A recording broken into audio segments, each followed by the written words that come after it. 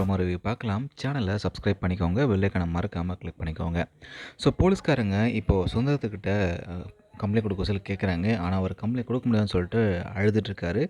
ஏன் உன் பொண்ணு தான் காணா போயிடுச்சு, கம்ப்ளைண்ட் கொடுக்க சொல்லி அவங்க வற்புறுத்தினாலும் அவர் கொடுக்க மாட்டேன்னு தான் சொல்கிறாரு. ஆனால் சூர்யா நான் கம்ப்ளைண்ட் கொடுக்குறேன் அப்படின்ட்டு அங்கே வரவும் அருணாச்சலத்துக்கு ஒன்றும் புரியல. யார் மேடம் கம்ப்ளைண்ட் கொடுக்க போகிற, என்ன கொடுக்க போகிறேன்னு சொல்லி அவங்க கேட்குறாரு.